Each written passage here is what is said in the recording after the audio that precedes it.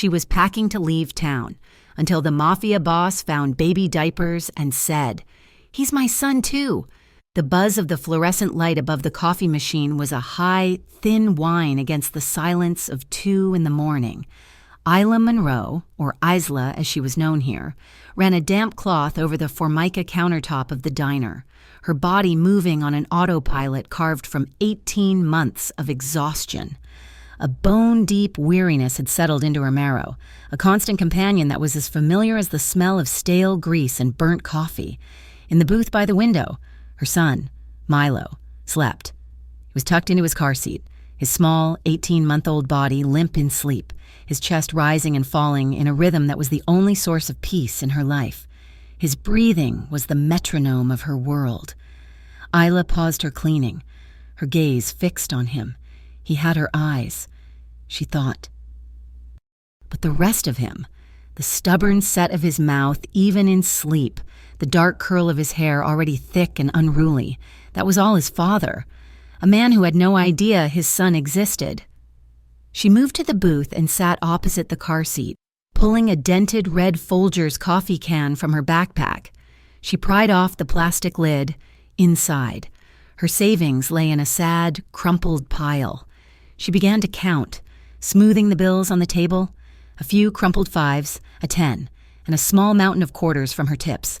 It was not enough. It was never, ever enough. This was the sum of her life for the last 2 years, scraping by, running on fumes, and praying. The metallic tang of the coins on her fingers sent a jolt through her, a memory sharp and unwelcome. It smelled like the old money in his office, the bills stacked high in the safe he kept behind a painting of some long-dead saint. She had not been Isla then. She had been Isabella. Isabella, a woman who wore silk dresses and knew which fork to use, a woman who lived in a glass penthouse that pierced the New York skyline, her name whispered with a mixture of envy and fear because she belonged to Luca Romano. Luca, even his name, unthought and unsaid for 2 years, had the power to make her stomach clench. He was not a businessman. He was a king, a shadow that controlled the city's arteries, and she, stupidly, had loved him. She had loved the danger, the intoxicating power, and the terrifying, profound way he looked at her, as if she were the only thing in his world that was real. He moved with the lethal grace of a panther, his voice a low rumble that could soothe or command, and his eyes, they were the darkest, most beautiful trap she had ever fallen into. She had loved him until the night she saw what that power cost. It was not a shootout. It was not the kind of garish violence the movies loved. It was quiet, and that made it so much worse. A rival, a man named Petrocelli, had disrespected him. Luca had hosted a dinner, all smiles and expensive wine. He had never raised his voice. He had simply, calmly, detailed how Petrocelli's entire operation, his family, his life, would be systematically dismantled. Isabella had been sitting there. She watched Petrocelli's face drain of all color, the bravado melting into a waxy, primal terror. Luca hadn't laid a hand on him. He didn't have to. The words were enough. Later that night, Luca came to bed, his suit immaculate. He smelled of the cold night air and that expensive cologne she used to adore. He kissed her shoulder, his touch possessive, and whispered that the problem was handled. She had smiled, a perfect hollow gesture, and as he slept beside her, she had felt the first tiny, secret flutter of life deep inside her womb. A new, fierce terror eclipsed everything else. She could not, would not, bring a child into this. She would not let her baby be a pawn, a target, or a successor. She was gone before the sun rose. She took nothing but the cash in her purse and the secret in her belly. She became Isla Monroe, a ghost who fled south and then east, settling in this quiet, forgotten corner of Connecticut, a town that smelled of salt and decay. Isla snapped the plastic lid back on the coffee can. The memory had left a bitter taste in her mouth. She shoved the can back into her bag just as she heard Mr. Henderson, the diner's owner, unlocking the front door for his morning prep. "Night, Isla," he grunted, not looking up from his paper. "Night, Mr. Henderson." She gently lifted the heavy car seat, Milo stirring with a soft sigh but not waking. The heavy glass door of the diner swung shut behind her with a sigh, and the cold November air hit her face. Her apartment was only 3 blocks away, a tiny, drafty one-bedroom above a closed-down laundromat. When she got to the peeling green door of her unit, she saw it, a piece of white paper, folded and taped to the wood. Her heart, already leaden, dropped. She fumbled for her keys. Balancing the car seat on her hip, she tore the note from the door. It was from her landlord, a man she'd only seen twice, Miss Monroe. Per the terms of your lease, I will be conducting a routine inspection of all units tomorrow, November 10th at approximately 4 p.m. Please ensure access is available. Isla's blood ran cold. Panic, cold and sharp, seized her throat. It was not the peeling wallpaper she was worried about, or the broken stove burner she'd been meaning to report. It was the box, a small, rectangular metal box tucked beneath the false bottom of her sock drawer. Inside that box, wrapped in a receiving blanket, was Milo's birth certificate, the real one, the one she'd had to file to get his Social Security number for the daycare subsidy, the one that listed his name not as Milo Monroe, but as Milo Romano, and his mother not as Isla Monroe, but as Isabella Maria Alighieri. A routine inspection. What if he moved the dresser? What if he was one of those landlords who snooped? What if he wasn't a landlord at all? What if this was the first thread being pulled? She was spiraling. She slammed the door shut, the sound echoing in the small, dark apartment, and double-bolted the lock.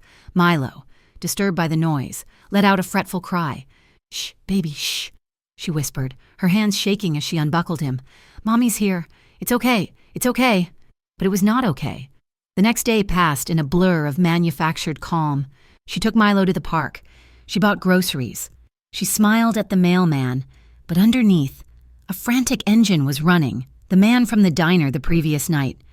He was part of it. She was sure of it now. He had come in at almost 3 a.m., just before her shift ended. He was not a thug. He was average, in a gray coat, with soft hands.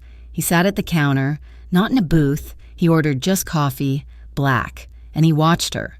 His gaze was not leering, it was assessing. "You from around here?" he had asked, his voice bland. Isla, wiping down the syrup dispenser, had nodded. "A while. You remind me of someone," he said, stirring his coffee, though he'd added no sugar. "A girl I knew in the city." Ice water had sluiced through her veins. The glass dispenser slipped in her hand, and she nearly dropped it. "I'm from Ohio," she'd muttered, turning away to hide the sudden pallor of her face. "Never been much of a city person." He had smiled. It did not reach his eyes. Ohio, right. He'd left a $5 bill for a $2 coffee and walked out. He had not been looking at her. He had been identifying her. Now, with the inspection looming, she knew it was not a coincidence. 2 years was all she was ever going to get. Her time was up. She waited until Milo was down for his afternoon nap. Her hands were shaking so badly she could barely dial the numbers on her cheap, prepaid burner phone. She walked to the gas station on the corner to make the call, terrified to use her phone near the apartment. "Greyhound," a bored voice answered. I need a ticket," Isla stammered, huddling in the small plastic enclosure of the payphone, feeding it quarters. One way. To where? Anywhere west, the next bus out. That'd be Portland. Leaves tomorrow at 7:15 p.m. "Yes," Isla said, relief and dread warring in her chest. "That one. I'll pay at the station." "Name?" Isla paused. Sarah Jensen." "Got it. Miss Jensen, reservation number is 4981. Be here 1 hour before departure." Isla hung up the phone without writing the number down. She memorized it. One more night. They just had to survive one more night. That evening, the apartment felt suffocating. Every creak in the floorboards, every siren in the distance, made her jump. 4 p.m. came and went. The landlord never showed. It was not a routine inspection. It was a warning, or a trap. She waited until 8 p.m., until Milo was fast asleep in his crib, one starfish hand clutching a worn teddy bear. Then she began to pack. She moved with a frantic, silent energy. She pulled out the military green duffel bag she had arrived with, the one she'd always kept in the back of the closet. In went the coffee can of money. In went the small metal box from her sock drawer. In went Milo's favorite pajamas, his bear, and as many clothes as she could stuff. She was running out of room. The new, unopened box of size 4 diapers was too bulky. She tried to wedge it into the duffel, but it would not fit. "Damn it," she hissed, her breath fogging in the cold apartment. She'd carry it. She had to. She set it by the door, ready to grab. But as she turned to get her own coat, her elbow caught the box. It slipped from her grasp, landing with a soft, dull thud in the small, dim hallway, just outside her apartment's line of sight.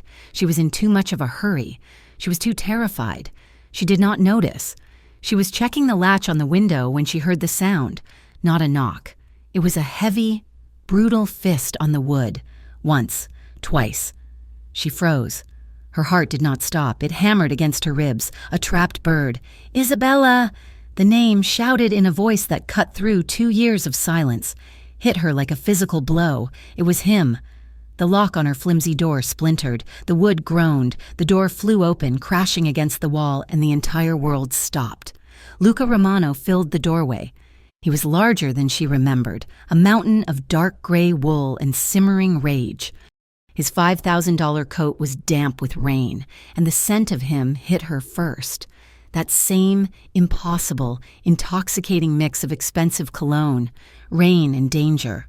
His face, which she had seen in her dreams and nightmares, was a mask of cold fury.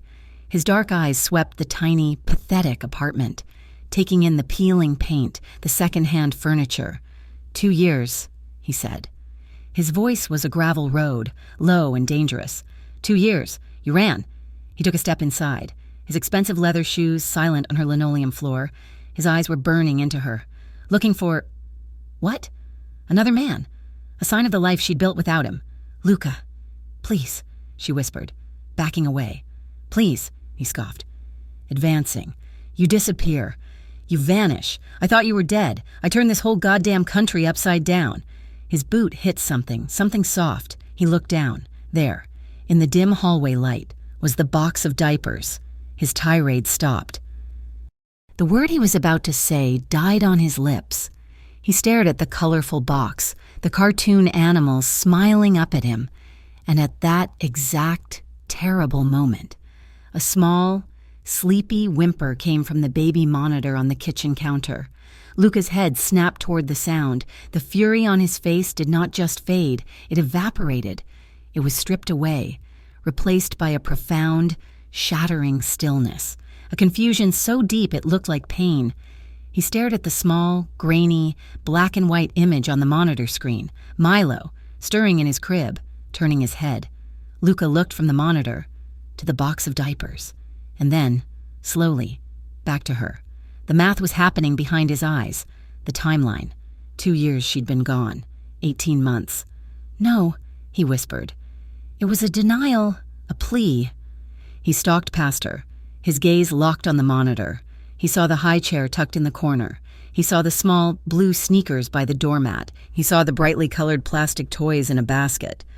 He looked at Isla, but this time he was seeing her. He saw the exhaustion. He saw the fear. And he saw the ghost of the child in her features, his own features. "He's my son, too."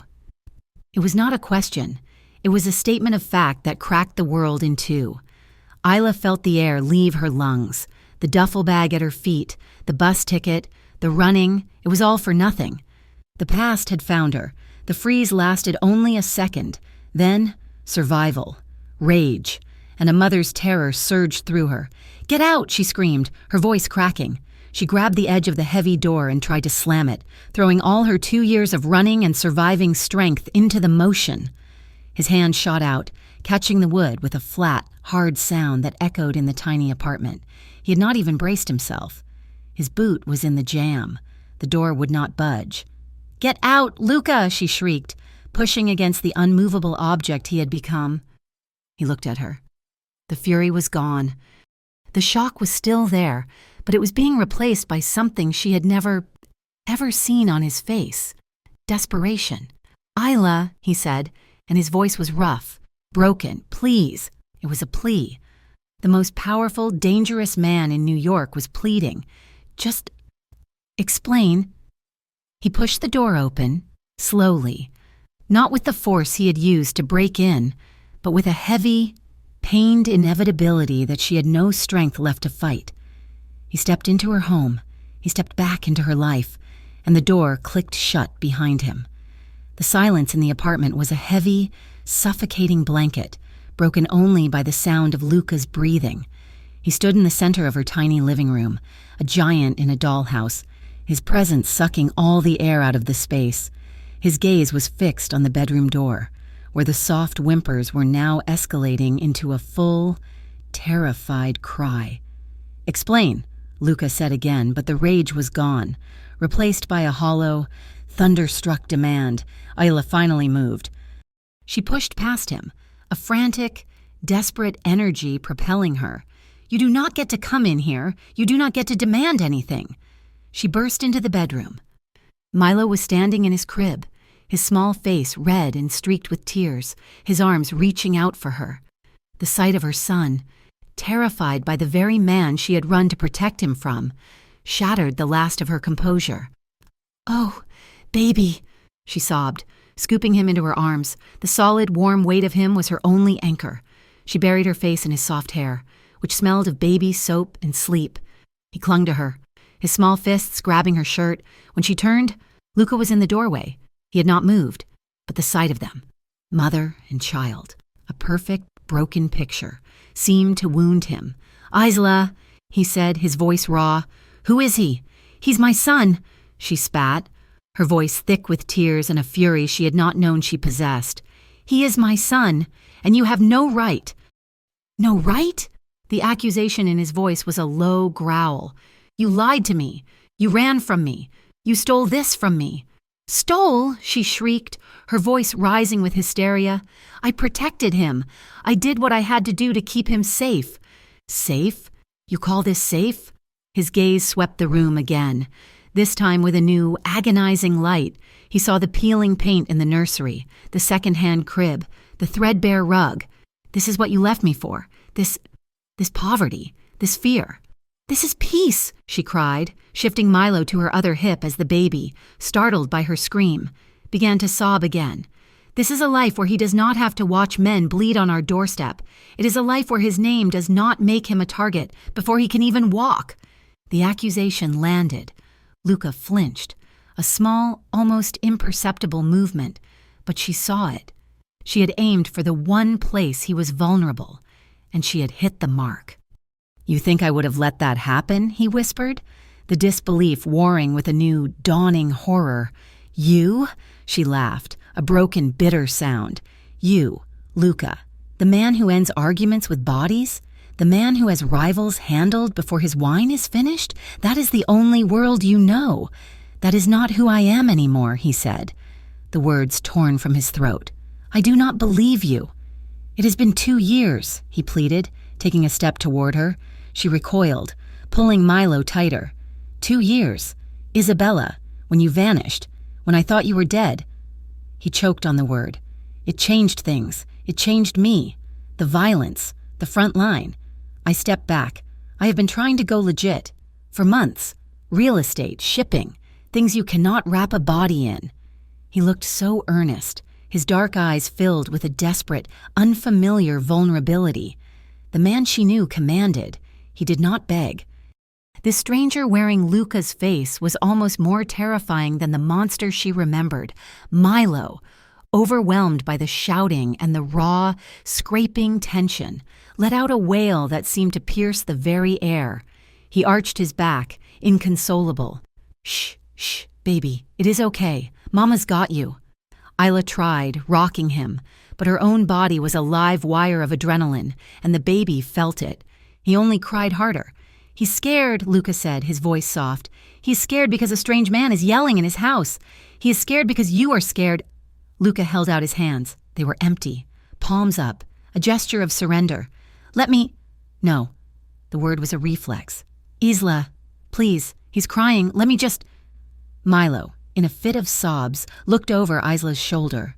His crying hitched, his gaze locked on the tall, dark man in the doorway.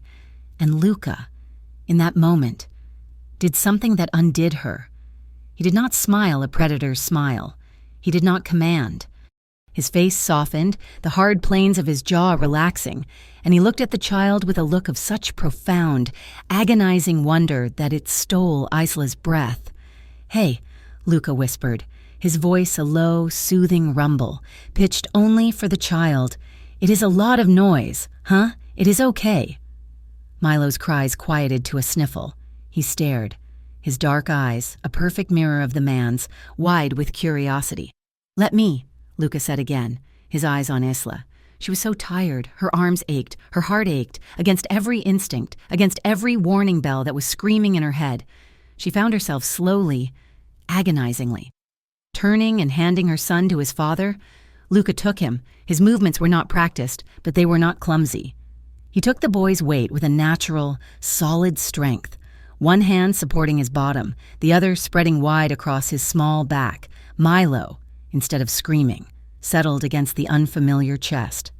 He tucked his head under Luca's chin, his small hand fisting in the lapel of Luca's expensive wool coat. Luca closed his eyes. Just for a second, he breathed in the scent of his son. He held the child he never knew he had. Isla stood in the doorway, her arms empty, and watched the man she had run from gently rocking her son back to sleep.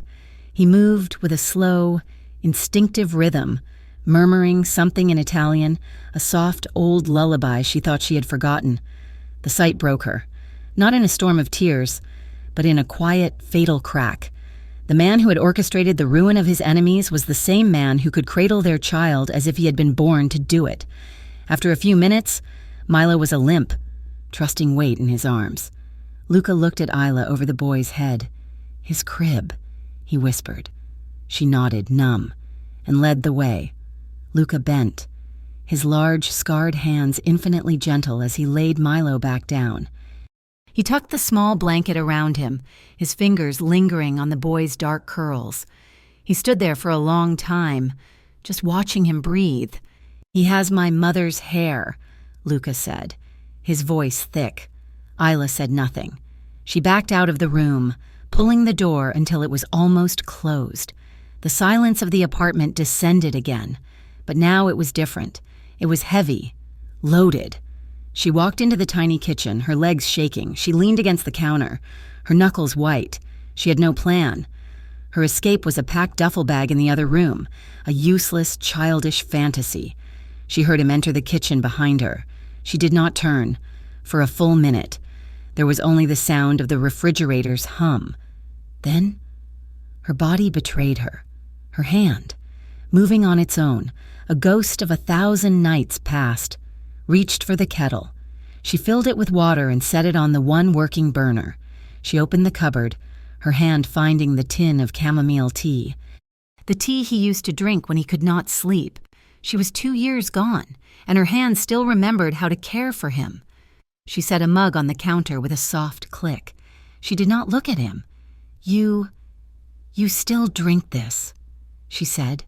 It was not a question. She felt his presence closer. Though he did not touch her, he was at her side, leaning against the counter. "I have not slept a full night since you left," he said, his voice quiet, stripped of all its armor. The kettle began to whistle. She poured the water, her hand shaking so badly a little splashed onto the counter. He took the mug from her, his fingers brushing hers. The contact was a jolt, a static shock of memory. His skin was warm. He smelled the same. He took a sip. "It is still too hot," he said. "It always was," she whispered. They stood there, side by side in the cramped, cheap kitchen, sharing a moment that was so intimately familiar it felt like a violation. "Why?" he asked, not turning to look at her. "Why not tell me? Why run?" "I told you," she said, her voice hollow. "I saw what you did to Petrocelli. I saw you come home that night, kiss my head and sleep like a baby while his life was over. And I knew I was carrying your son. I would not let that be his legacy. I would not let you turn him into you. And what if I did not want that legacy either, he shot back, his voice rising again. What if you were the only good thing I had? What if I was trying to build something clean for you? You took that choice from me. Isabella, you took my son. You robbed me of 18 months of his life, his first word and his first step. Did he take his first step? His voice cracked on the last word. No, she said, her own voice breaking. Not yet. He is close. The admission hung in the air. Luca bowed his head, his shoulders slumping. The mug in his hands was shaking. You were going to run again. Were not you, he said, gesturing to the duffel at her feet. Tonight. You were going to take him and run again. She could not lie. Not now. Yes, and I would have lost him forever, without ever knowing he existed. The words were heavy, each one a stone dropping into a deep, dark well.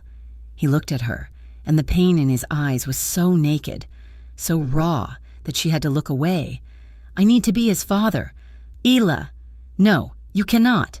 I am his father, he said, slamming the mug down on the counter. Tea splashed over the rim, scalding his hand. He did not even notice. He is my blood. He is my son. You do not get to keep him from me. I am not keeping him from you, Luca. I am keeping him safe.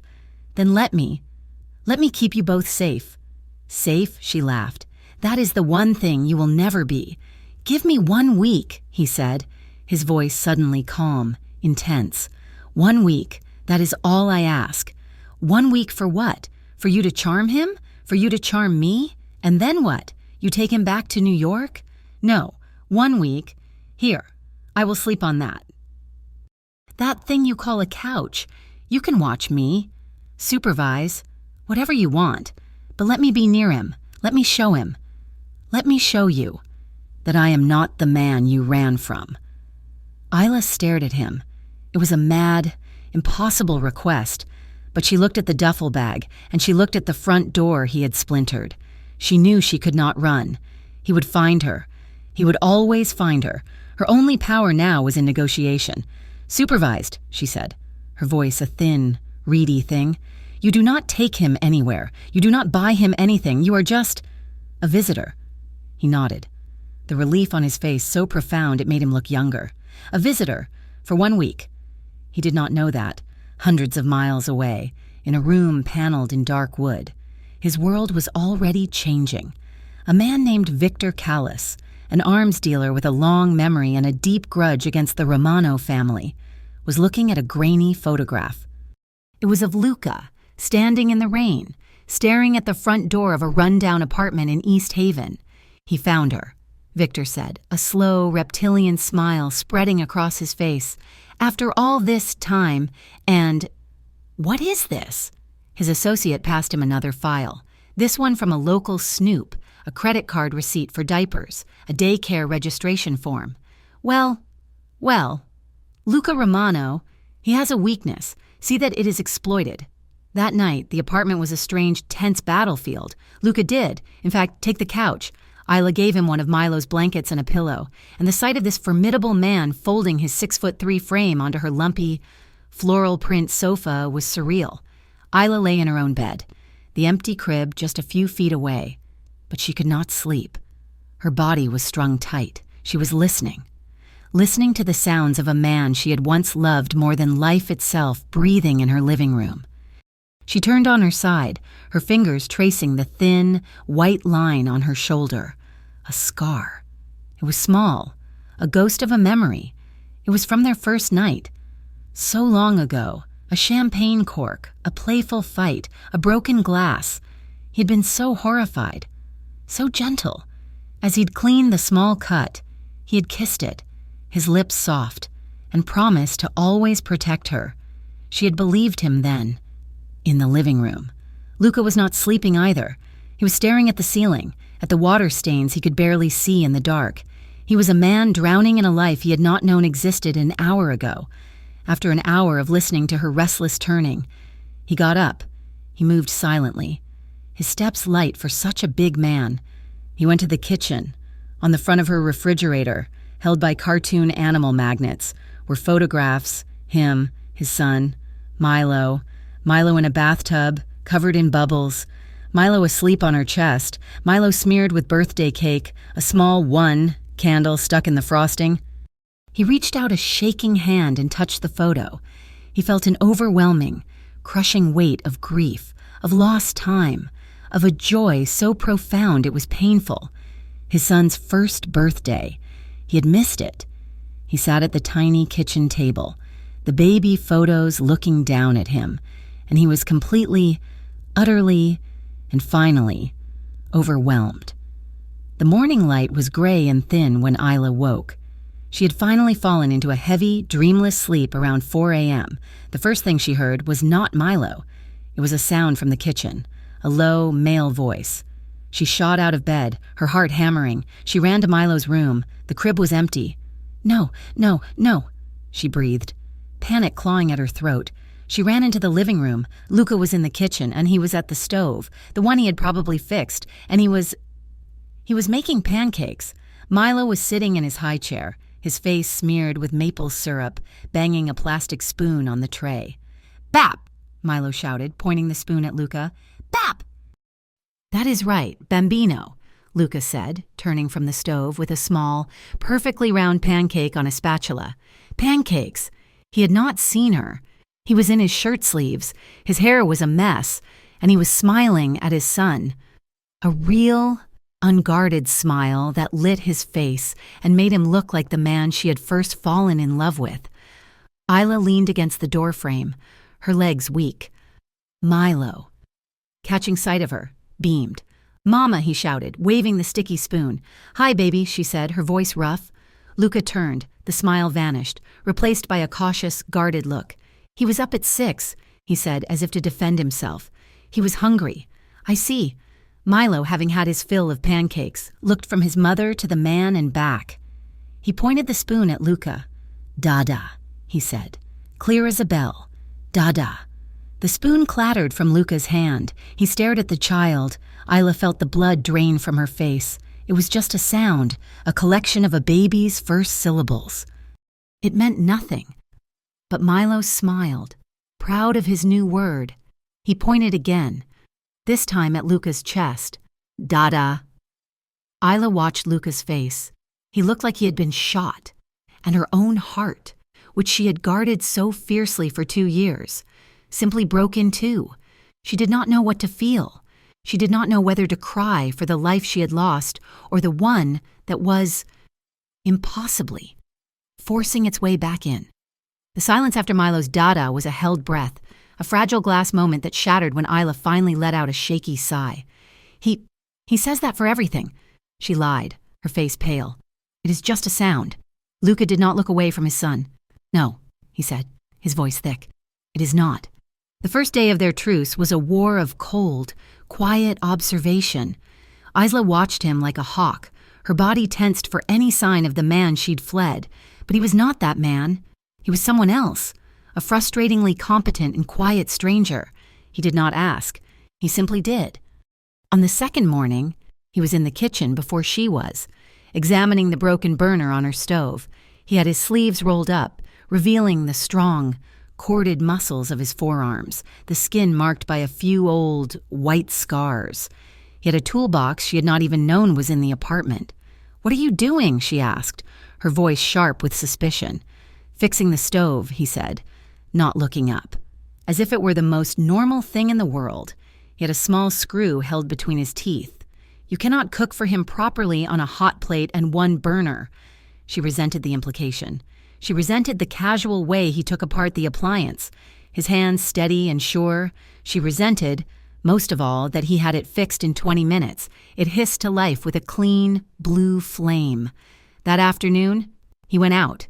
He was gone for less than an hour, and Isla spent every second of it pacing the living room, a sick, cold dread in her stomach. What if he did not come back? What if he did? He returned with 3 large grocery bags, not gifts, not flowers or jewelry. He returned with milk, organic eggs, fresh strawberries, and 2 large bags of outlet covers and cabinet locks.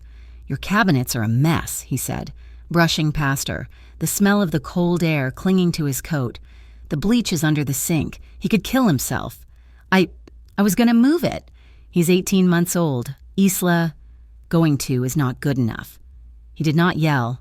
He just stated it as a fact, and it cut her deeper than an insult. He was right. She'd been so focused on running, on hiding, that she had missed the dangers right in front of her.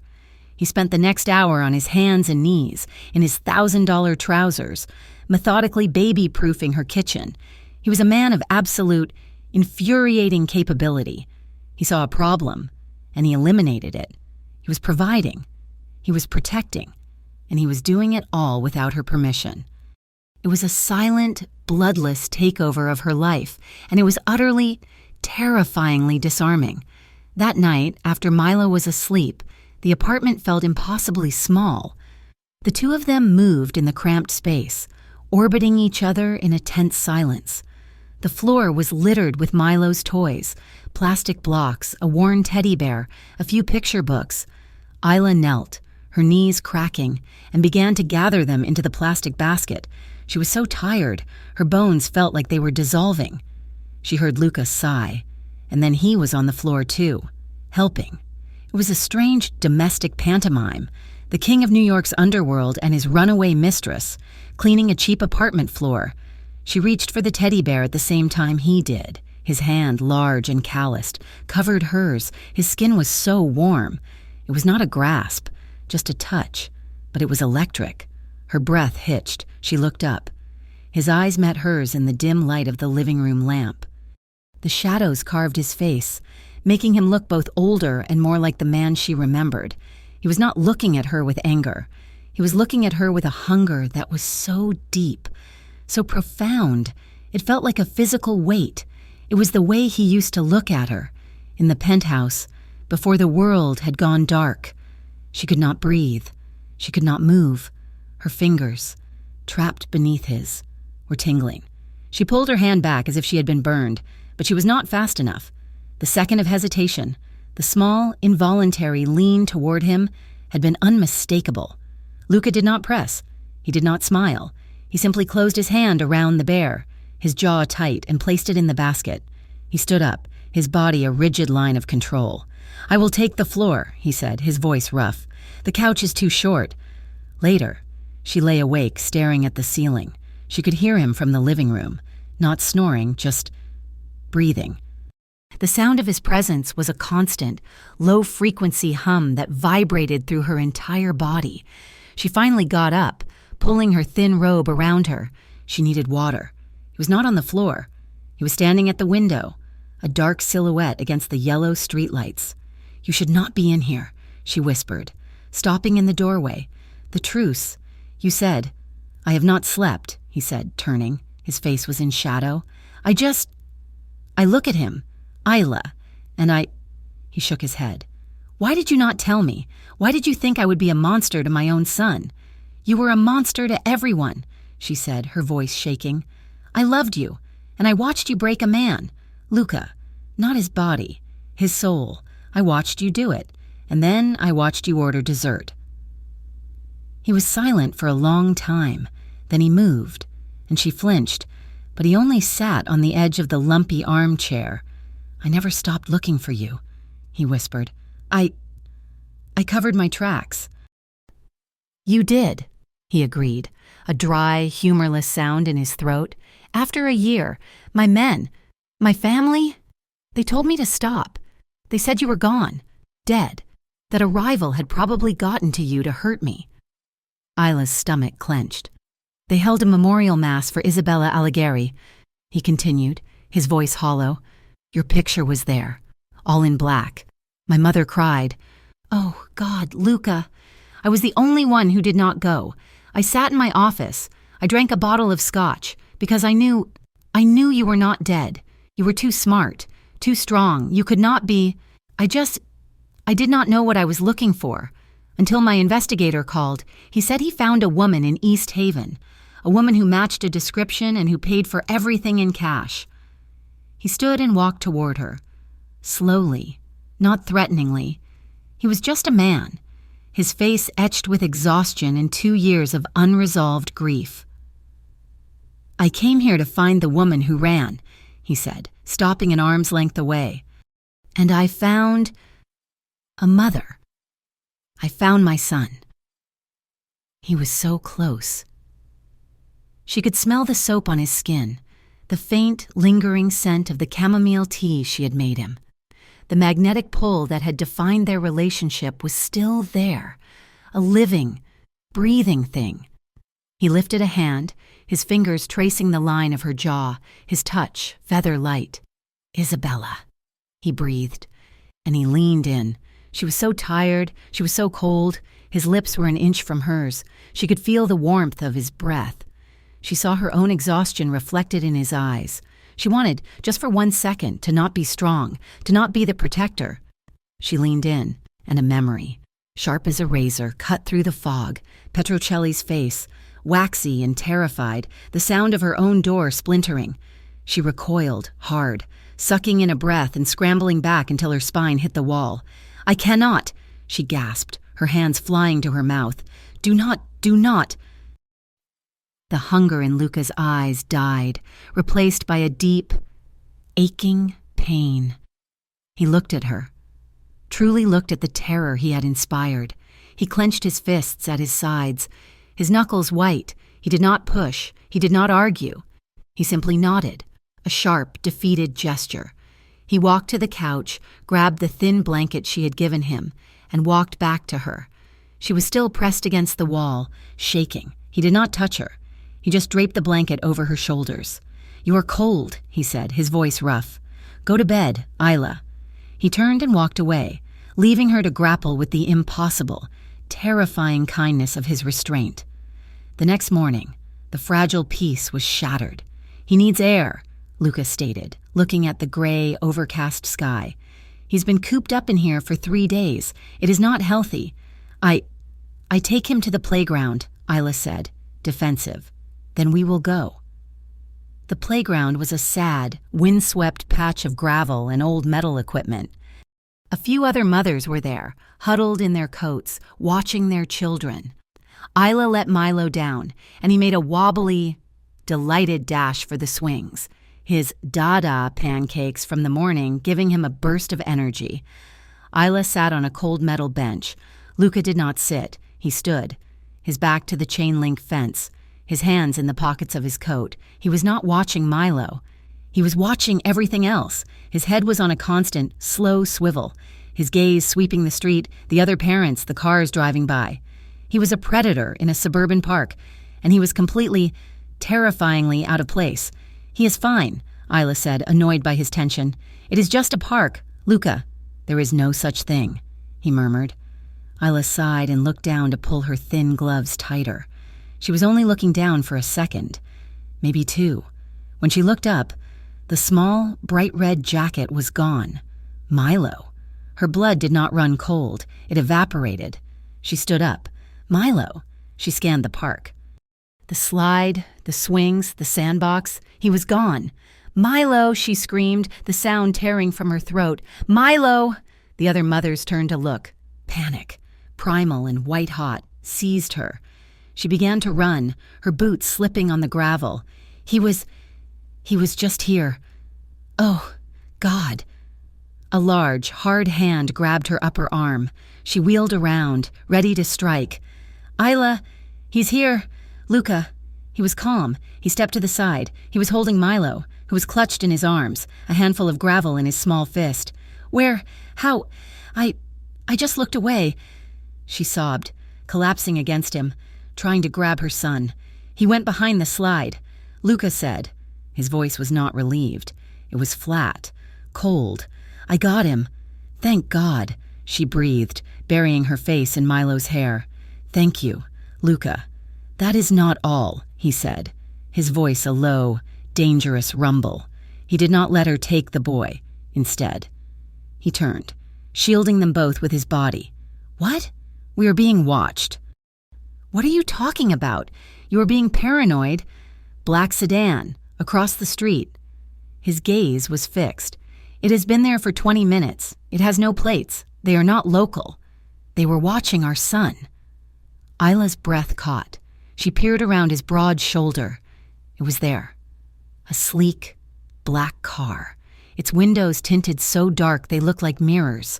It was exactly where he said it was. "Let's go," Luca said. His voice was no longer the voice of a father. It was the capo. Calmly, "Now." He walked them back to the SUV he had rented, his hand on her back, Milo secure in his arm. The second the locks clicked, he was on his phone. Back in the apartment, the air was gone. The safe place was a trap. "We are leaving," Luca said, his phone to his ear. "What? No, I am not going anywhere." "Get me a team." Luca snapped into the phone. "2 men armed, and I want the entire top floor of the Hawthorne. Sterile, now." He hung up and looked at her. "They found you. Ila," he said, and the cold finality in his voice terrified her, "which means he found you. And he found our son." "You! You brought this here," she shrieked, a new, frantic terror rising. "This is your fault." "Yes," he said, shocking her with the admission. "It is, and I am the only one who can stop it. They were watching him. Ila, do you understand? They were watching him. They were not here for me. They were here for him." The fight drained out of her. He was right. Her paranoia was not paranoia. It was real. And it was at her door. "For Milo," she whispered, her voice trembling. "For Milo." He agreed. Within an hour, 2 men in quiet, expensive suits were at their door. They moved with a silent, eerie efficiency. They escorted them down the back stairs and into a black SUV that was idling in the alley. Ila, clutching Milo so tight he whimpered, felt the last 2 years of her fragile life dissolve. She was back. She was in his world. The Hawthorne Hotel was a fortress of glass and steel. The suite was not a room. It was an apartment, larger than her entire building. It was beautiful, sterile, and it had a view of the city she had fled. A high-end portable crib was already set up in the second bedroom. Within minutes, Milo, overwhelmed by the day, was asleep. Ila stood at the floor-to-ceiling window, her arms wrapped around herself. She was a prisoner. Luca was at the minibar. She heard the sound of a cork being pulled. "You need to calm down," he said. He had not asked her if she wanted any. He just poured 2 glasses of deep, red wine and held one out to her. She took it. Her hand was shaking. The wine was rich and burned a warm path to her stomach. He turned on the TV, but the noise of a game show was jarring. He shut it off. He fiddled with the hotel's entertainment system, and a sound, low and familiar, filled the room. Etta James, at last. "Our song," she whispered, and she hated that she had said it. "I know." He was watching her. The dim lights of the suite, the glow of the city outside softened his face. "Dance with me, Isabella." "Stop," she said, her voice breaking. "Do not call me that. Do not do this." "Why not?" He set his glass down and held out his hand. "One dance. For old time's sake. We are safe here. Tonight we are safe." It was a lie, but she was so tired of fighting. She put her hand in his. He pulled her to him, his other hand settling on the small of her back. The shock of his touch, so solid, so possessive, made her gasp. She put her hand on his shoulder, and they moved. Her body remembered his. It was a cruel, instinctual betrayal. She fit against him. His warmth, his strength, the clean, expensive scent of him, mixed with the wine. "You are still so beautiful," he murmured, his lips near her ear. His hand moved from her back, his fingers tracing her jaw, and then, so gently, he tucked a loose strand of hair behind her ear. "I missed this," he whispered.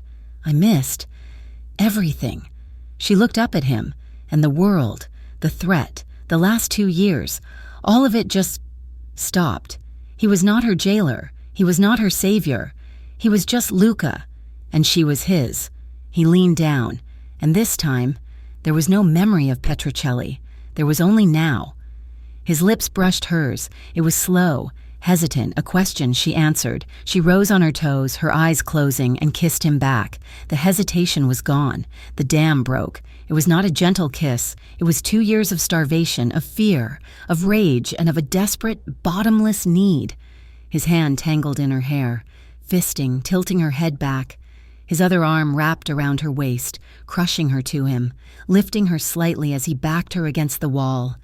It was a kiss that devoured, breathless, deep, and desperate. She was kissing him back with the same ferocity, her hands clinging to his shirt, her nails digging into his shoulders. It was a drowning. It was a homecoming. It was too much. She ripped her mouth away, shoving at his chest, her breath coming in ragged, tearing sobs. She slid down the wall, the tears finally coming, hot, angry, terrified tears. "I cannot," she wept, her voice raw. "I cannot Isla, I still love you," she choked out, looking up at him, her face wet. "God help me, Luca. I look at you, and I still love you. But I am so scared. I am terrified of this. I am terrified of what you are, and what you will make me, what you will make him." He did not walk away. He crouched in front of her, a beautiful, dangerous animal, and took her face in his hands, forcing her to look at him. His eyes were burning with an intensity that eclipsed everything. "Listen to me," he commanded, his voice a raw promise. "I swear to you, on my mother's grave, on Milo's life." The world stopped. "No one will ever harm you again, not while I am breathing. I will burn this whole world to the ground before I let anyone touch you or our son. Do you understand me, Isabella?" She searched his face. She saw the killer she had run from, but he was not looking at an enemy. He was looking at her, and he was hers. She nodded, a small, trembling gesture, miles away. A phone rang. Victor Callis picked it up. "He moved them? To the Hawthorne?" Victor's thin lips pulled back in a smile. "Good. He's protecting his new family. It is so domestic. Let him feel safe. Let him feel like he has won. And then, we will burn the nest." The kiss was still on her lips, a phantom warmth that tasted of wine and desperation. When the sound ripped through the suite, it was not a hotel phone.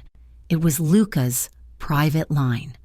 A sleek black satellite phone he had pulled from his bag, and the ringtone was a sharp, digital burr that was the sonic equivalent of a knife's edge. Luca's body tensed, the arm that had been wrapped around her waist turning to steel. He did not let go of her. He reached for the phone with his free hand. A predator interrupted. "Yes," he said. He was still looking at her, his eyes dark, the passion from a moment ago still swirling, but Isla watched it happen. She watched the man who had just kissed her, the man who was her Luca, vanish. His jaw tightened. The warmth in his eyes froze, replaced by an Arctic cold assessment. "Where?" he said. It was not a question, it was a command for information. A pause. "How bad?" Isla felt a cold knot form in her stomach. She tried to pull away, but his arm held her firm, a possessive, unconscious anchor. "Casualties?" He listened. She saw the muscle in his jaw jump. "The message," he said, his voice a low, lethal vibration. Was it received? He hung up without saying goodbye.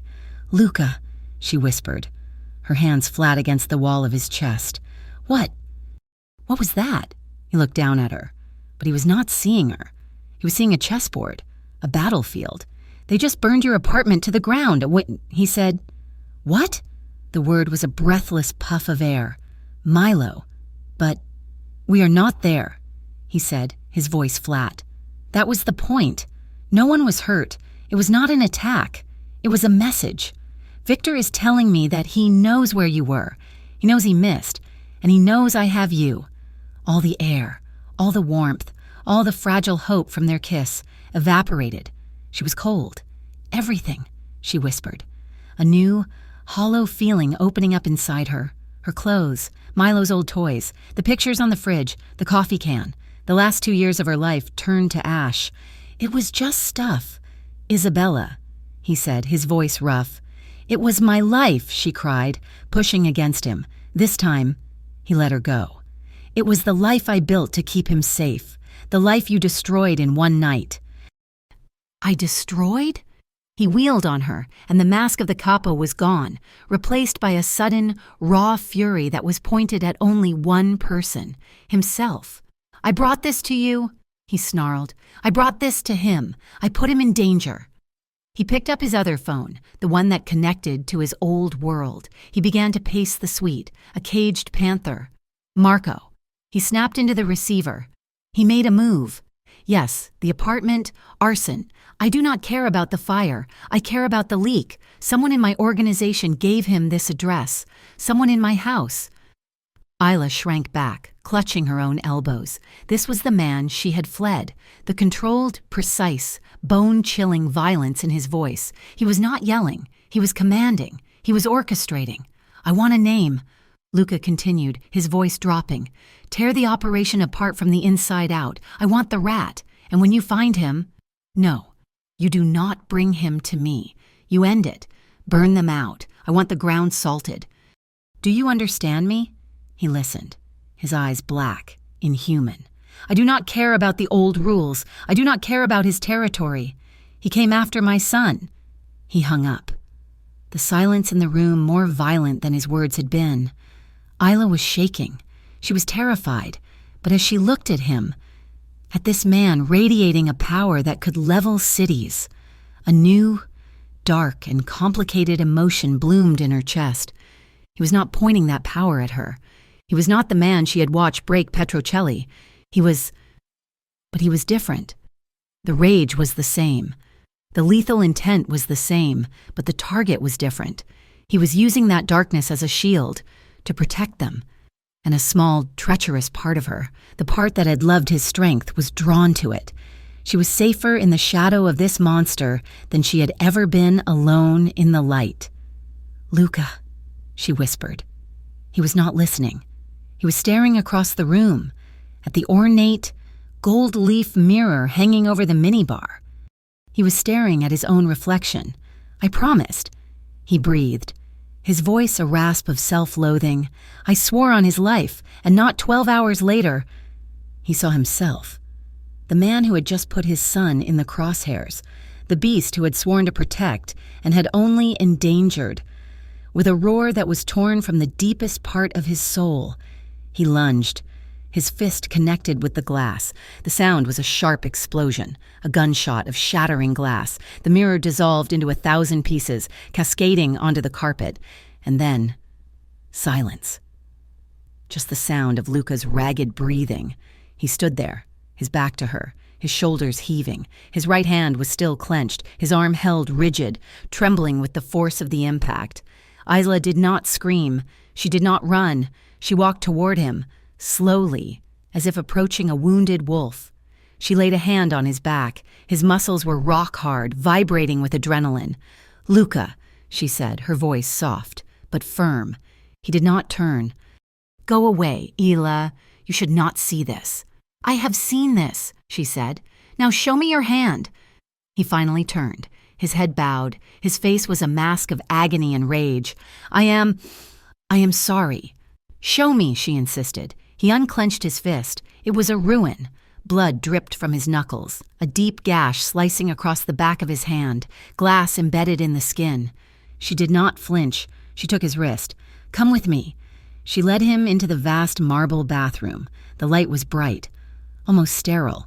She sat him on the edge of the tub and turned on the water, her movements calm, efficient. She pulled the first aid kit from under the sink, a kit he had no doubt had his men stock here. She said nothing as she began to clean the wound. He was a statue, unmoving, his gaze fixed on her face. She worked with a focused, gentle precision, pulling out a sliver of glass with a pair of tweezers. "You should be terrified of me," he whispered, his voice hoarse. "I am," she whispered back, not looking up, her hand steady as she poured antiseptic over the raw flesh. He hissed, but did not pull away. "I'm terrified of you. Luca, but what?" She looked up then, her eyes meeting his. "I think for the first time. I am not terrified of what you will do to me, or him. I am terrified of what you will do for us." She began to wrap his hand, her touch clinical, but her fingers lingering on his skin. The contrast was stark, her soft, pale hands against his scarred, bloody, and powerful one. He was watching her, his dark eyes tracing the line of her throat, the curve of her jaw, as if he was memorizing her. When she was finished, her hands rested on his. The bathroom was quiet. The only sound was the drip of the tap and their shared breath. He brought his good hand up, his thumb grazing her cheekbone. The touch was so tender, so at odds with the violence of the last hour that it made her ache. "Ela," he said, using the name she had given herself. "My Isabella." He stood, pulling her with him. He did not kiss her with the desperate, angry passion of before. He kissed her forehead, a gesture of reverence. "I'm so sorry." He breathed into her hair. "I know," she said. The adrenaline was gone. The fear was still there, a low hum beneath her skin, but it was overshadowed by a different, deeper need. The sight of his vulnerability, his self-loathing, had broken the final barrier between them. She pulled back, just enough to look at him, and in her eyes, he saw not fear, but a decision. She took his uninjured hand, led him out of the bathroom and through the suite, past the shattered mirror, into the bedroom.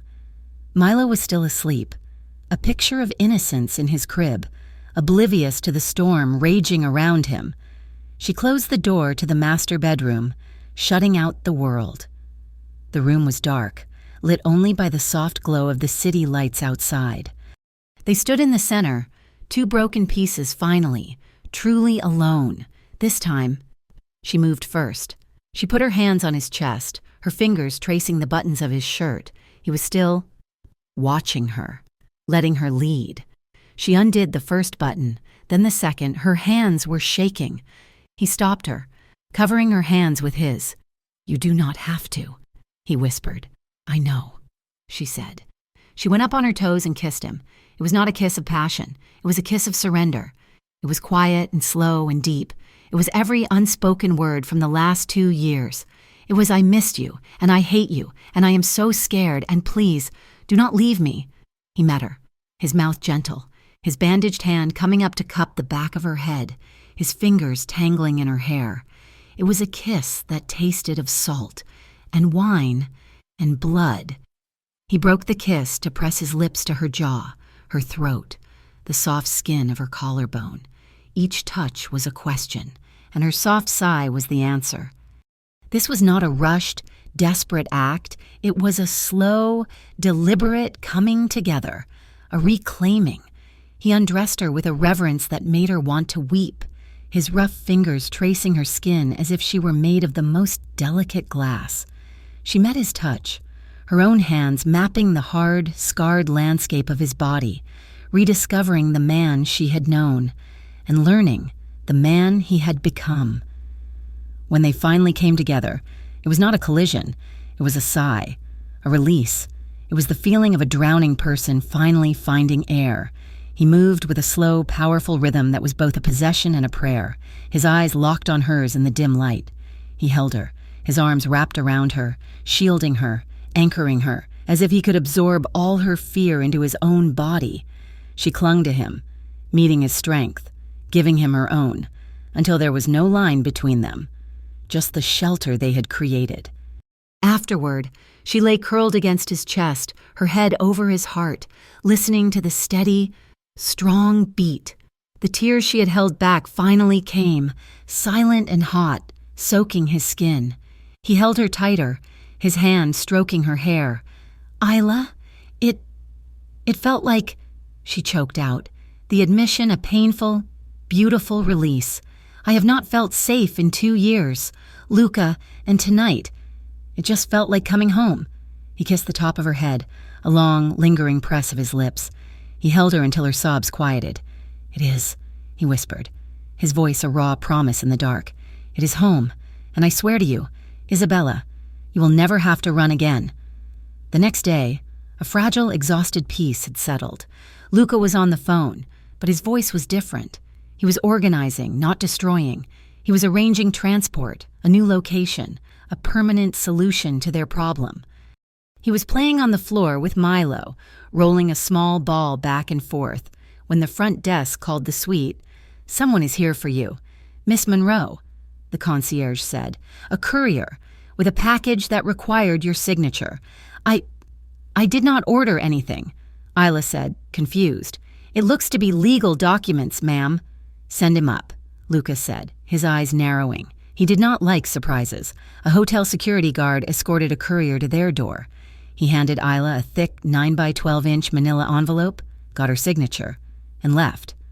Luca's personal security, stationed in the hallway, watched the entire exchange. "What is it?" Luca asked, coming to stand behind her. "I have no idea." She tore open the flap. It was not legal documents. It was a file. She pulled out a stack of papers. The first page was a black and white, grainy photograph of Luca, 2 years ago, standing on a shipping dock, talking to a man she did not recognize. She flipped the page. Shipping manifests, lists of names, dates. She flipped again, and her blood ran cold. It was a file from an international task force, detailing an investigation into a human trafficking ring, one that moved people from Eastern Europe through the New York ports. And Luca's name was at the top, listed as primary target. "Isla, what is it? You look like you have seen a ghost." She could not breathe. This was not violence. This was not guns or rivals. This was a depravity, a sickness. She looked at the photos, at the forged, manipulated manifests, and all she saw was her worst nightmare realized. "Isla!" She backed away from him, the papers clutched in her hand. "What is this? Luca?" Her voice was a thin, shaking thing. He looked at her, confused. "What is what?" "This!" she screamed, throwing the envelope at his chest, the papers and photos scattered across the expensive carpet, the trafficking, the people. "Was I not enough? Did you have to start selling them, too?" Luca froze.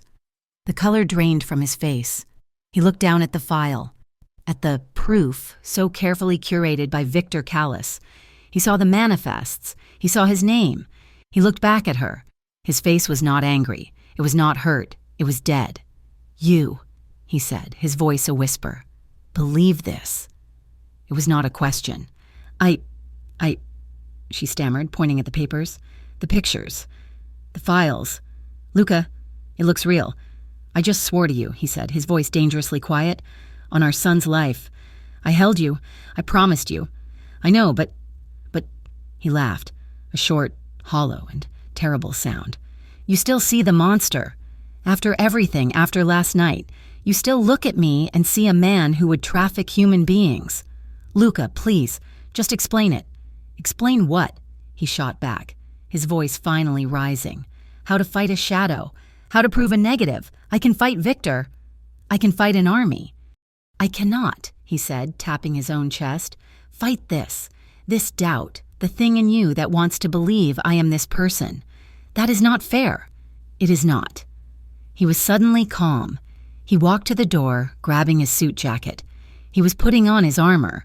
"Where are you going?" she cried, panic rising. "You cannot leave us." He stopped, his hand on the door. He looked back, his eyes so cold, so betrayed. She almost did not recognize him. "This," he said, gesturing to the papers on the floor, "is the real attack, not the fire. This," and he won. He looked from her to the papers, and then to Milo, who was watching them with wide, confused eyes. "If you doubt me now, Ella," he said, his voice flat, "if you cannot trust me after all this, we will never survive. We are already dead." He opened the door and walked out. He did not slam it, he just closed it, the soft, expensive click echoing in the sudden, terrible silence. The click of the door echoed in the suite, a sound as final and devastating as a gunshot. Isla stood frozen, her blood roaring in her ears. The silence that followed was heavy, broken only by Milo, who, sensing the violent shift in the atmosphere, let out a confused, whimpering cry from the playmat. "No, no, no, no," she whispered, her hands shaking. "Mama's here. Baby." She scooped him up, her movements jerky and robotic. He was real. His solid weight was real. The manila envelope on the floor was real. And Luca's betrayal, no, his accusation of her betrayal, was the most real thing of all. He left us," she murmured, rocking Milo, her eyes scanning the room as if he might just reappear. But he was gone. The security men outside the door, his men, were gone too. She was alone, truly alone. The safety net had been ripped away, and she was in free fall. She sank to the carpet, the sharp edges of the scattered photographs digging into her knees. Milo cried, his small fist batting at her shoulder. "He won," she whispered, repeating Luca's final, terrible words, but as she looked at the papers, at the grainy photo of Luca on the docks, a cold, sharp anger, an anger that was not directed at Luca, but at herself, began to cut through the panic. She'd been so quick to believe the worst. Why? Because it was easier. Because the monster she had run from was a simple, uncomplicated truth.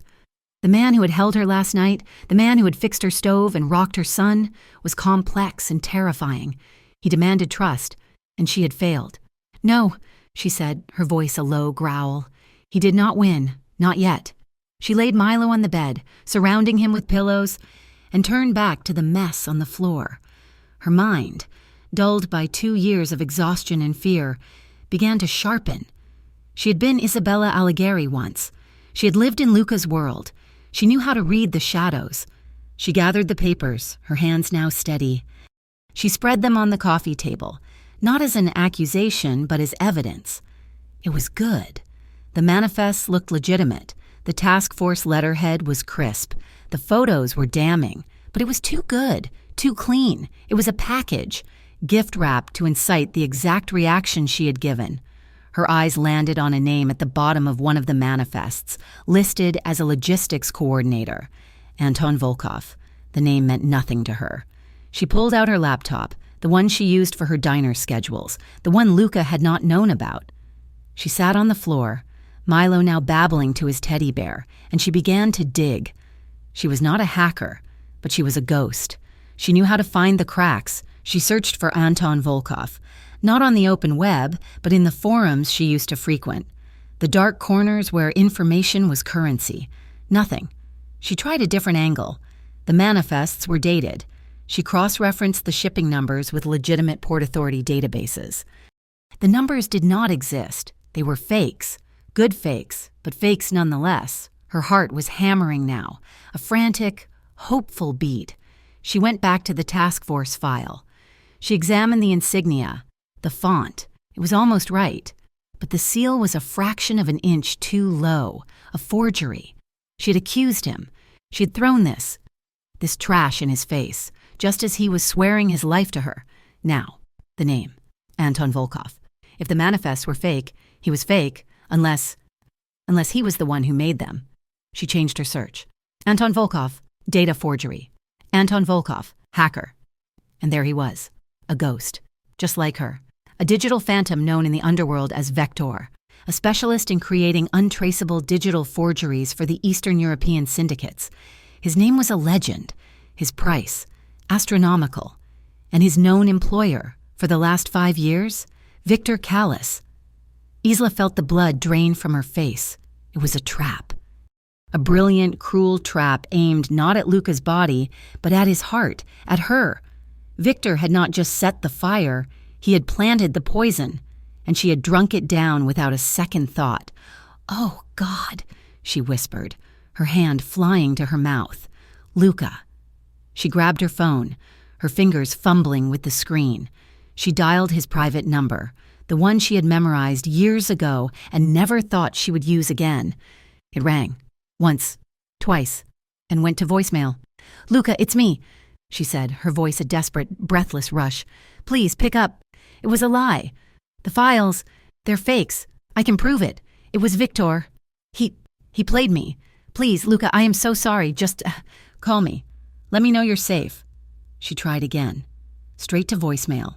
He had turned his phone off, or worse, he had blocked her. She tried his main line. No answer. She tried Marco, his second in command. No answer. He had gone radio silent. She knew what that meant. In their old life, radio silence meant one thing. Luca was going to war.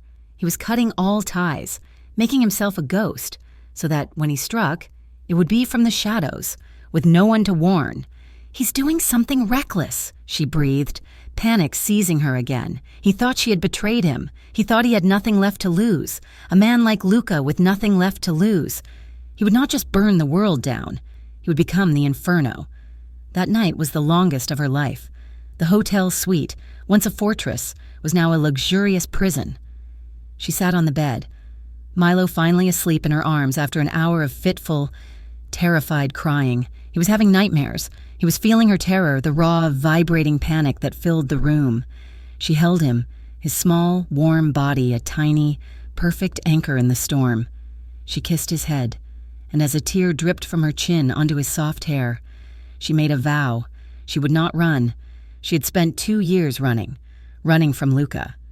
Running from his world, running from herself. And it had led her right back here. Running was done.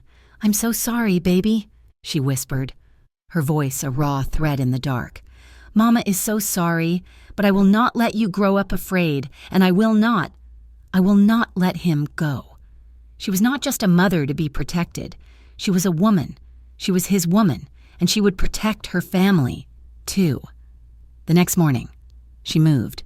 She knew the security detail Luca had left on the floor was still there, but they were shadows, instructed to keep her in, not to help her. She needed an ally. She needed someone from his world who was not a soldier. She needed Marla Bianchi, Luca's lawyer, a woman with a mind like a steel trap and a loyalty to Luca that was absolute. Isla had only met her a few times, but she had never forgotten the cold, assessing intelligence in her eyes. Isla used the hotel's burner phone. She found the number for Marla's private firm, Marla Bianchi's office. "I need to speak with her," Isla said, her voice firm, leaving no room for argument. "My name is Isabella. Tell her it is about Milo." She was on hold for exactly 30 seconds. "Where are you?" Marla's voice was baritone, clipped, and devoid of any emotion. "The Hawthorne, top floor. I will be there in 20. The line went dead. Marla did not arrive in 20 minutes. She arrived in 12. She swept into the suite, a storm of black cashmere and expensive leather, her gaze taking in the messy room, the sleeping child, and Isla's pale, determined face. "You look like hell," Marla said. It was not an insult. It was a fact. "He's gone," Isla said. "I am aware.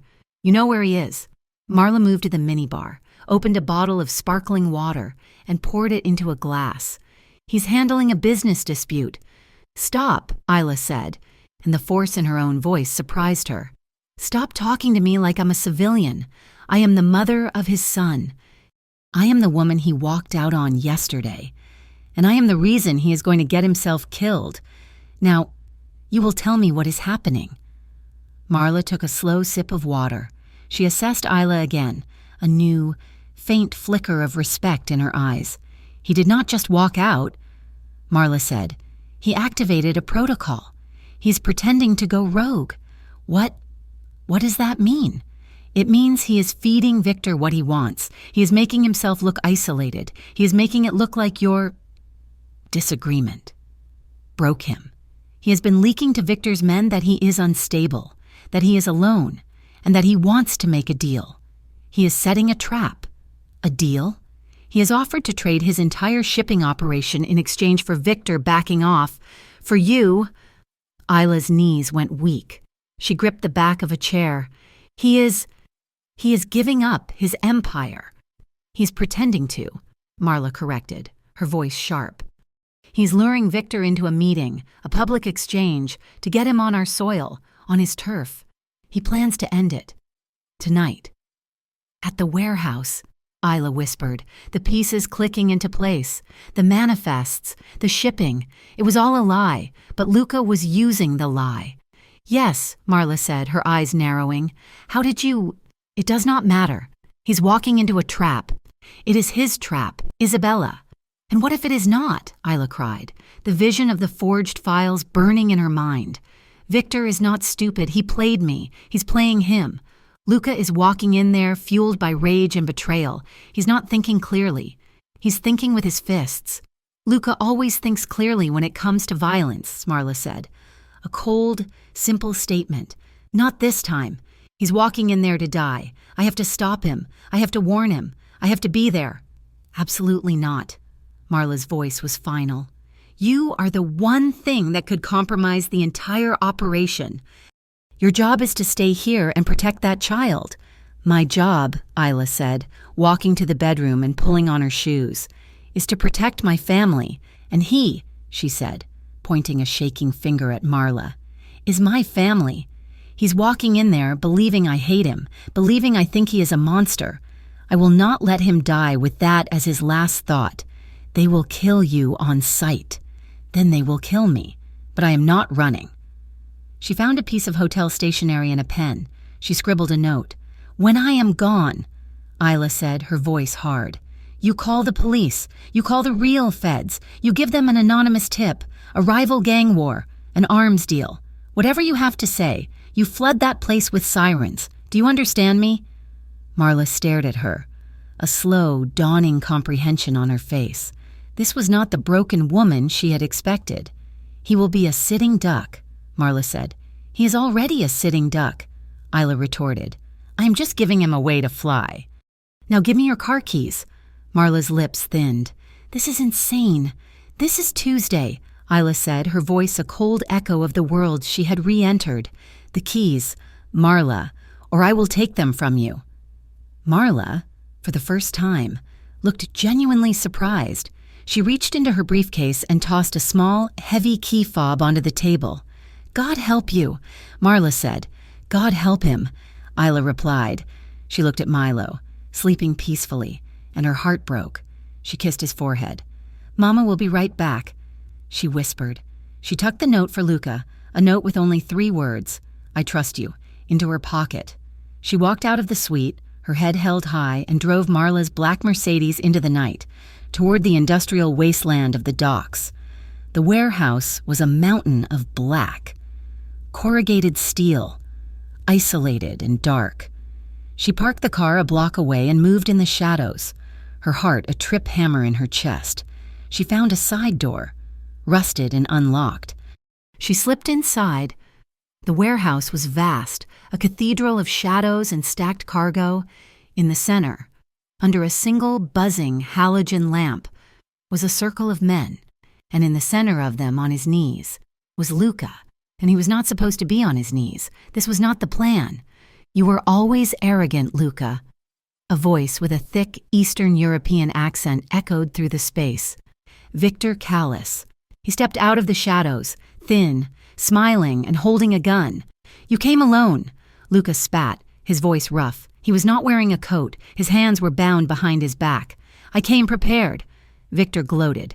Did you really think I would believe your little story, that you were broken? Oh, I knew you were broken, but I am the one who broke you. The file. A masterpiece, was it not? It is amazing what a man will believe about his enemy, and what a woman will believe about her lover. Isla's blood ran cold. He had been captured. The trap had been for him all along. So, Victor said, pacing, here is the new deal. You will sign over everything, not in pretense, for real. And then, maybe I will let your son live. But the woman, Isabella, she dies, after all the trouble she has caused. As for you, he raised the gun, aiming it at Luca's head. She is my revenge for what your father did to mine. Victor hissed. No! The scream was torn from Isla's throat before she could stop it. Every head in the warehouse snapped toward her. Luca's face, for one brief, agonizing second, was a mask of pure terror. Isabella, no! Run! Victor's smile was slow and wide. What is this? A family reunion? He gestured, and 2 of his men grabbed her, dragging her into the light. Let her go! Luca snarled, straining against his bonds, his voice a low, animal growl. Touch her, and I will kill all of you. Victor warned his own men. She is for me. He turned his attention back to Luca, a new, delicious pleasure in his eyes. Though this is better than I planned, you get to watch. He raised the gun again, but this time, he pointed it at Isla. I will sign, Luca said, his voice desperate. Anything, the companies, the money, it is all yours. Just let them go. I do not want your money. Luca, I want your pain. He was going to kill her. He was going to kill her, and Luca would watch. Isla, her arms pinned, looked at Luca. His eyes were on her, and in them she saw not a monster, but a man, terrified and broken. This was not how it ended. She looked past Victor toward the entrance. She saw the black Mercedes, parked in the shadows, and she saw the massive, industrial-grade fire alarms on the wall. Now! She screamed. It was not a plea. It was a command. She stomped her heel, hard onto the foot of the man holding her right arm. As he roared and his grip loosened, she slammed her head back into the face of the man holding her left.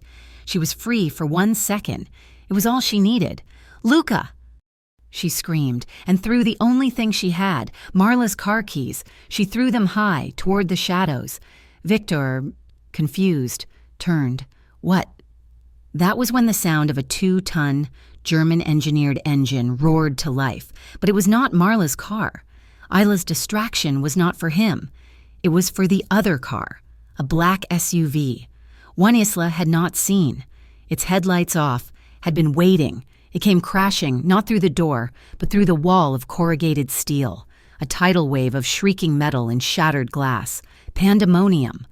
Alarms blared, red lights strobed, gunshots erupted. Victor's men, caught completely off guard, turned to fire on the new threat in that single, chaotic second. Luca moved. He was not on his knees. He had been playing. He brought his bound hands up and around, snapping the neck of the guard closest to him. He was on his feet, a blur of motion, driving a heel into the knee of another. "Isla!" he roared. Victor, screaming in rage, turned his gun from the new arrivals back to Luca. "No!" Isla screamed, and she did the only thing she could. She ran at him. She slammed into Victor, her small body against his, just as he pulled the trigger. The shot went wide, exploding a light overhead, plunging them into a flashing, strobe-lit darkness. A hand grabbed her, yanking her down. It was hard, brutal, and strong. It was Luca. "Stay down," he roared, shielding her with his own body as bullets ricocheted off the cargo containers. He had a knife. Where had he gotten a knife? And was already slicing through his bonds. The warehouse doors burst open, and the night was filled with the sound of a dozen sirens. Blue and red lights flooded the space. "Police! Drop your weapons!" Marla, good, Marla. Victor, his face a mask of rabid hatred, saw his men dropping their guns, saw the police swarm in. He was wounded, a dark stain spreading on his side from a stray bullet. He looked at Luca, at Isla, and with a final curse, he vanished into the shadows of the collapsing warehouse wall. Luca did not go after him. He was on the ground, his arms wrapped around Isla, his body a solid, impenetrable shield. The chaos was still raging. Men were shouting, but all she could hear was the frantic, pounding beat of his heart under her ear. He was breathing in ragged, painful gasps, his face buried in her hair. "You are here," he whispered, his voice thick, broken. "You are here." A police officer was shining a light in their faces. "Sir, ma'am, are you—" Luca looked up, his eyes a cold, dangerous black. Get her out of here." Isla just clung to him, her knuckles white. She looked up at his face, bruised and bloodied from a fight she had not seen. "Don't ever," she whispered, her voice shaking, "ever leave me again." The sirens were a deafening, piercing wail, a chorus of flashing red and blue that painted the warehouse in a grotesque, repeating strobe. Men were shouting. Boots were pounding on concrete, and the air was thick with the smell of gunpowder and ozone. But in the small, protected space Luca had created, there was only the sound of breathing. He held her, his arms wrapped around her so tightly she could barely draw a breath, as if he was trying to merge their bodies, to absorb her back into himself where she could not be touched. His entire, large frame was trembling, not with fear, but with the violent, shuddering aftershock of an adrenaline he had held at bay for 3 days. He was bruised. A cut above his eye was bleeding freely into his hair, and his hands, finally cut free, were raw. He was beautiful and terrifying, and he was hers. "Don't ever," Isla whispered, her voice a ragged, broken thing, her lips pressed against the pulse in his throat. "Ever leave me again." He could not speak. He just buried his face in her hair, his body convulsing with a single, dry sob he had held back for 2 years. He was the one who was supposed to protect, and in the end, she had been the one to walk into the fire for him. He felt the small, crumpled paper in her coat pocket as he held her. Later, after the police, after Marla, after the endless, blurring questions, he would find it in the sterile quiet of his own SUV, As the sun began to rise, he would unfold the note. "I trust you." 3 words. They were the absolution he had not known he was dying for. They were the words that finally, truly ended the war. The next day, the sun was an obscenely bright, cheerful yellow. They had not slept. Marla had handled the police, spinning a tale of a corporate takeover, a jilted partner, and a security detail that had neutralized a threat. It was a messy, unbelievable story that everyone, for a price, agreed to believe. Now, they were in a park. Not the sad, gravel-strewn lot in East Haven, but a sprawling, green expanse in a wealthy suburb, a place where the grass was impossible and the swings were made of new, safe plastic. Luca had not let Milo out of his sight. He had held him all night, the child sleeping on his chest, a warm, heavy weight that was the only thing keeping him tethered to the earth. Now, Milo was unsteadily chasing a duck near a pond, his laughter a high, bright sound in the clean air. Isla sat on a wooden bench, her hands wrapped around a paper cup of coffee. Luca sat beside her, but not too close. There was a gulf between them, a space filled with unspoken apologies and the wreckage of the last 3 days. "He is fast," Luca said, his voice rough from exhaustion and disuse. "He gets it from you," Isla replied, her voice just as quiet. They watched their son. The duck, annoyed, finally flew off, and Milo plopped onto the soft grass, his attention immediately captured by a dandelion. "I am sorry," Luca said, the words coming out hard, as if they had been stuck in his throat. Isla turned to look at him. His face was a map of bruises, the cut on his temples stitched and stark. For what? For the men? For Victor? For leaving? He stared at the pond. "In the hotel. When I saw that file, and I saw your face, the doubt in your eyes. It was the one thing I could not fight. It was the one bullet I could not stop. I am the one who is sorry, Luca," she said, her voice thick. "He played me. He knew that the one thing I was still afraid of was you. I gave you every reason to be," he said, the admission a bitter, heavy thing. "For years. That is the legacy I built. It is no wonder you believed it." He finally turned to her, his dark eyes no longer cold or angry, but just tired and clear. "When I was on my knees in that warehouse, before you screamed, I had one thought." She waited. "I thought, at least she is safe. At least I got her and the boy away, and then I heard your voice. And I have never, in my entire life, known a terror like it, not for me. For you, I would have given him my soul, piece by piece, if he had just let you walk away." "I was not going to walk away," she said, her hand instinctively moving to cover his, the bandaged, broken one. "Not anymore." He laced his good fingers with hers. The touch was new, not possessive, but a simple, profound connection. "I am done, Isla," he said. "Done? With all of it?" He gestured, not at the park, but at the world. "The family, the name, the operations, the darkness. It is a cancer, and it almost cost me. It almost cost me everything." He took a deep breath, as if the words themselves were a physical weight he was finally setting down. "I am dismantling it. All of it. Not going legit. Not putting a clean suit on a dirty body. I am out. I will sell the shipping lines. I will dissolve the holdings. I will keep the real estate, the clean money, and I will build something new. For us." He looked at her, and his eyes were raw with the plea. "It will not be the penthouse. It will not be this life. It will be quiet. It will be suburban, but it will be safe. A real life. For him." He nodded toward Milo, who was now trying to eat the dandelion. "A new life," Isla repeated, the words tasting strange on her tongue. "I am proposing, Isabella," he said, his voice cracking with an unfamiliar vulnerability. "I am not asking you to be my mistress. I am asking you to be my wife, to be my life, and I am asking you to let me be his father, for real."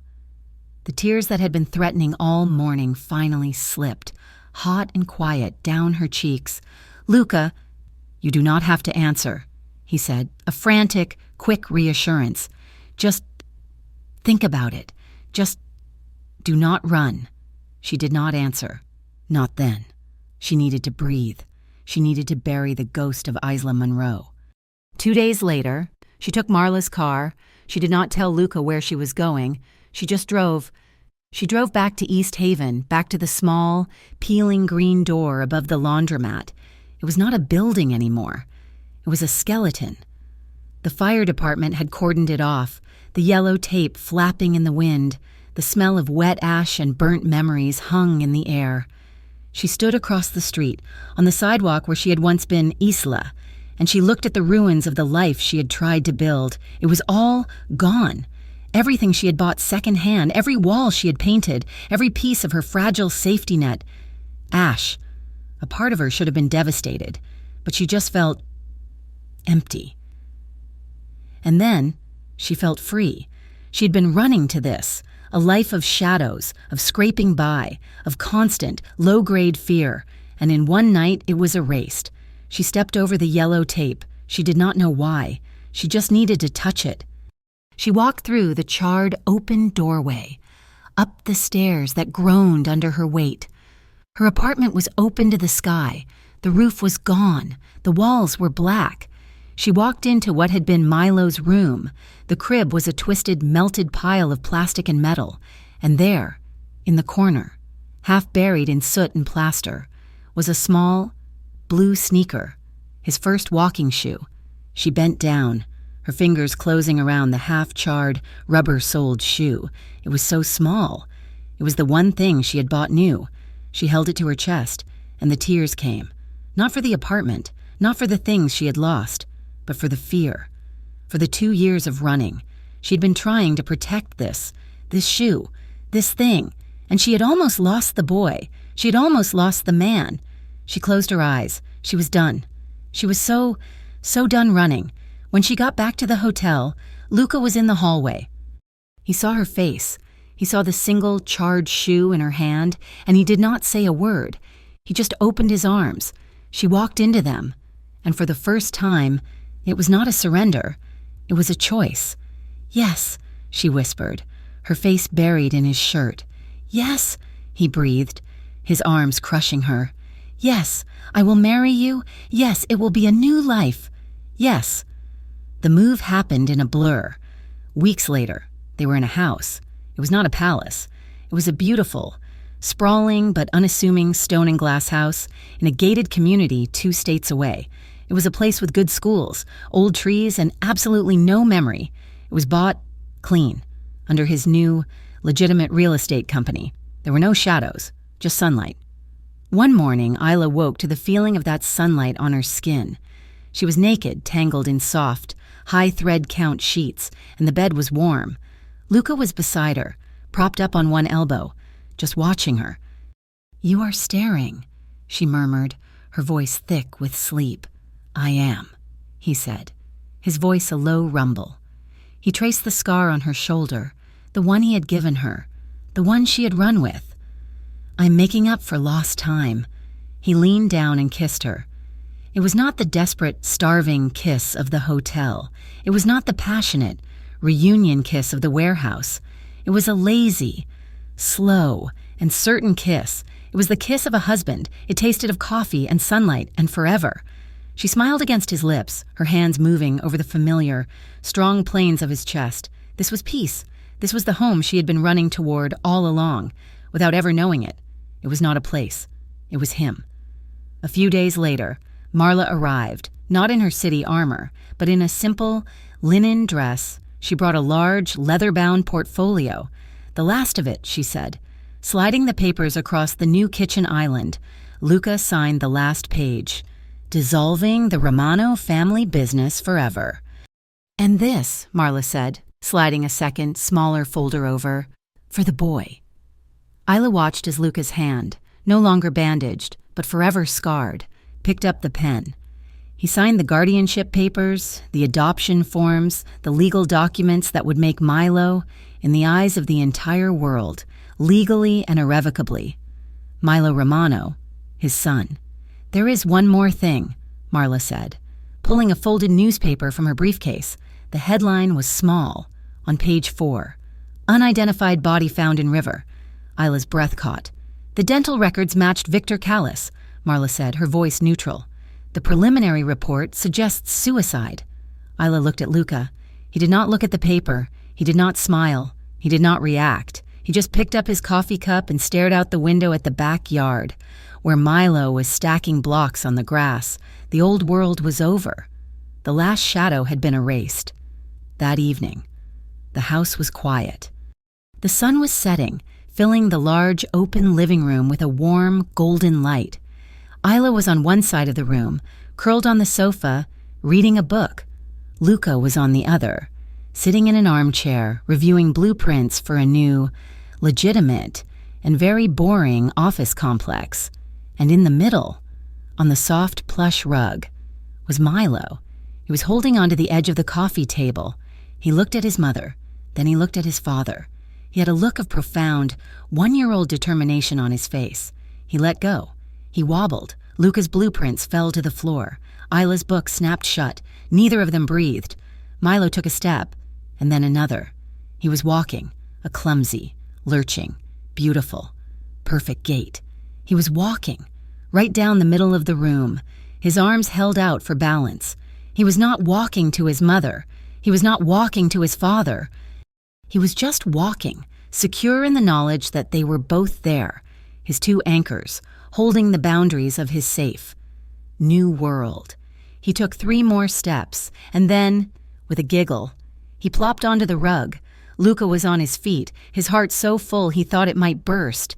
He walks like you, Luca said, his voice thick, his eyes shining as he looked at Isla. Stubborn, straight ahead, like he knows exactly where he is going. Isla looked at her husband, the man who had burned his old world down to build a new one with her. She looked at her son, the perfect, beautiful product of their impossible love. She smiled, the first true, unguarded smile of her new life. No, she said, her voice soft. He walks toward love. Fade to black. Thank you so much for listening to this story. I hope you enjoyed the journey of Isla and Luca. We would be so incredibly grateful if you would let us know in the comments where you are listening from. Anywhere in the world.